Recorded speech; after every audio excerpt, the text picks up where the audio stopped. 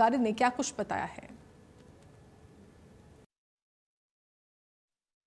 दिल्ली मालवीय नगर में हुए आगजनी हादसे से पूरा देश सांसत में है और ऐसे में हरियाणा में भी आगजनी के जो इंतजाम है उसको लेकर सवाल खड़े हो गए हैं।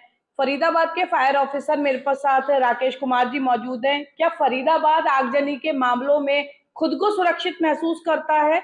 इसे लेकर जो है उनसे चर्चा करेंगे। राकेश जी, मालवीय नगर में जो हुआ उसके बाद स्मार्ट सिटी वासियों के माथे पर भी चिंता की लकीरें हैं। आधे से ज्यादा शहर जो है वो बारूद के ढेर पर बैठा हुआ है, एनओसी नहीं है। क्यों फायर डिपार्टमेंट इस बात को लेकर गंभीर नहीं है?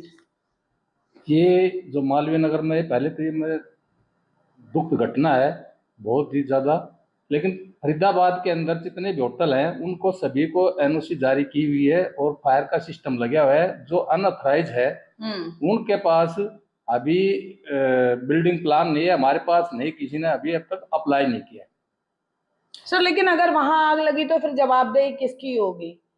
मतलब अगर हादसा हुआ और वहां कोई इस तरह की कैजुअलिटीज होती हैं तो फिर किसको दोष देंगे? प्रशासन को देंगे, फायर डिपार्टमेंट को देंगे, या उन लोगों को देंगे जिन्होंने अनाधिकृत क्षेत्र में अपने गतिविधियां जो संचालित कर रहे हैं? उन्हीं को देंगे जो अनाधिकृत कॉलोनी के अंदर अपने चला रहे हैं। उनने अपने प्रॉपर अपना सारे बिल्डिंग पास करवा के फायर के एनओसी लेके जिस डिपार्टमेंट से उनको लेके, ताकि ये लोगों को भी किसी की जान का नुकसान है, वे खुद भी सेफ रहे और पब्लिक की भी सेफ्टी रहे, ताकि अपने बिल्डिंग बनाने के बाद में और सारी एनओसी अनऑथराइज नहीं चलाना चाहिए और उसके अंदर वो खुद ही अपनी जान पे भी दूसरों की जान पे भी खेल रहे।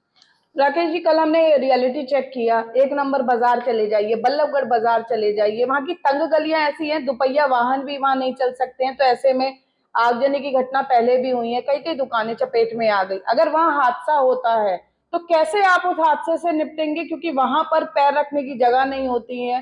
तो क्या इस बारे में प्रशासन सोचता नहीं है? फायर डिपार्टमेंट अवगत नहीं कराता है? नहीं करवाते हैं, लेकिन इस बारे में थोड़ा पब्लिक ने भी, दुकानदारों ने भी सोचना चाहिए। भाई फायर, अगर ये घटना इस तरीका इंसिडेंट हो जाए तो फायर की गाड़ी के लिए रास्ता क्लियर होना चाहिए। जो भीड़ दुकान है, जो तंग गली है, उनके हमारी गाड़ियां नहीं जाए तो उसमें 2 व्हीलर हमारी मोटरसाइकिल है वहां पूछे, लेकिन फिर भी दुकानदारों को जागरूक होना चाहिए इस बारे में।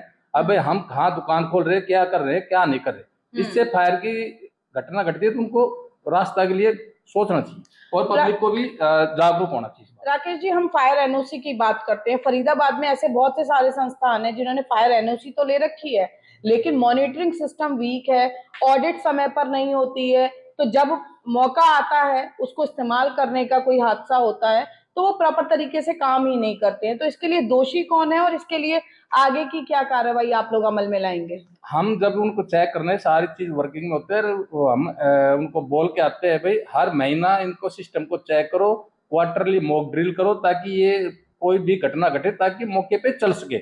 तो बिल्डिंग की भी नुकसान नहीं हो, प्रॉपर्टी का भी नहीं हो और लाइफ का भी नुकसान नहीं। हम इनको सभी ओनर को ये बोलते हैं।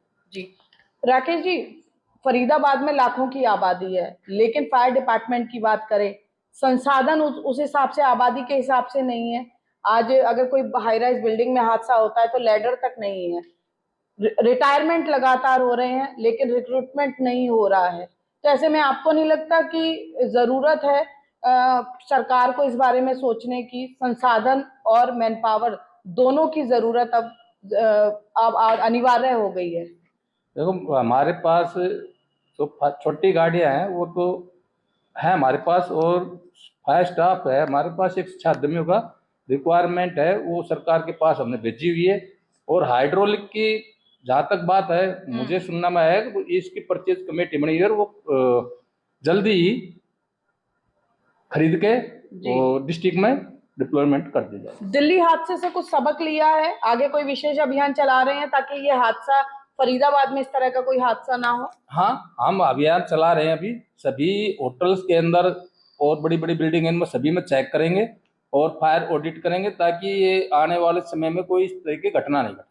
तो देखिए, हमारे साथ फायर ऑफिसर राकेश कुमार जी यहाँ मौजूद रहे, जिन्होंने स्पष्ट रूप से कहा कि दिल्ली हादसे से भी सबक लिया जा रहा है, लेकिन जिम्मेवारी लोगों की भी बनती है। आपकी जरा सी लापरवाही आपकी, न केवल आपकी बल्कि अन्य लोगों की जान पर भारी पड़ सकते हैं। इसलिए जरूरी है कि जो नियम कायदे कानून बने हुए हैं उनका